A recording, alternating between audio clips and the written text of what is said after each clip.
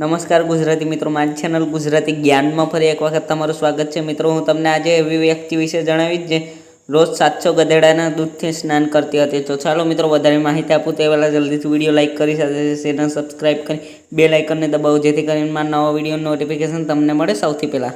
તમે હંમેશા લોકોને પાણીથી, ગાય અથવા ભેંસના દૂધથી સ્નાન કરતા જોયા હશે અને સાંભળ્યું હશે, પરંતુ શું તમને ખબર છે કે વિશ્વમાં એક એવી પણ રાણી હતી જે ગધેડાના દૂધથી સ્નાન કરતી હતી, જેના માટે તેઓ દરરોજ 700 ગધેડાનું દૂધ મંગાવે છે। પરંતુ તે આવું શા માટે કરતી હતી, તે આજે પણ એક મોટું રહસ્ય છે, જે અંગે જાણી તમારા હોશ ઉડી જશે।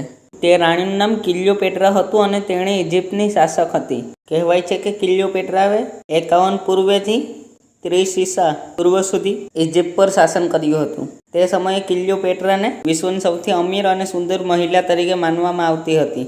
સાથે જ તેનું નામ ઇતિહાસમાં એક એવા વ્યક્તિ તરીકે નોંધાયું છે જેનું નેતૃત્વ રહસ્યોથી ભરેલું છે। કહેવાય છે કે ક્લિયોપેટ્રા એટલી સુંદર હતી કે તેઓ રાજાઓ અને સૈન્ય અધિકારીઓને પોતાના સુંદરતાના જાળમાં ફસાવીને તેમની પાસે પોતાના બધા જ કામ કઢવી લેતી હતી।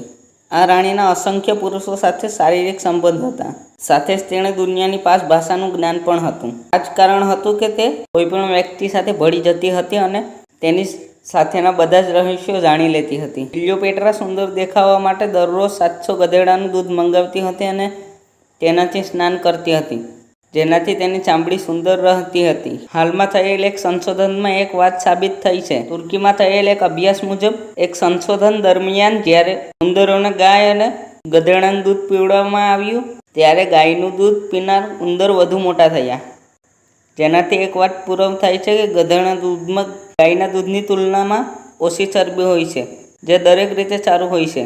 તો બસ મિત્રો, આજના વિડીયોમાં આટલું જ। તો મિત્રો, કેવો લાગ્યો વિડીયો? જો તમને પસંદ આવ્યો હોય તો તમારા મિત્રો સાથે જરૂર શેર કરો, અને હા, સાથે સાથે ચેનલ સબસ્ક્રાઈબ કરી લો, કારણ કે હું આવા જ્ઞાનથી ભરપૂર અને રહસ્યમય વિડીયો આપણી સરળ ગુજરાતી ભાષામાં બનાવતો જ રહું છું। તમારો બહુમૂલ્ય સમય આપવા બદલ ખૂબ ખૂબ આભાર।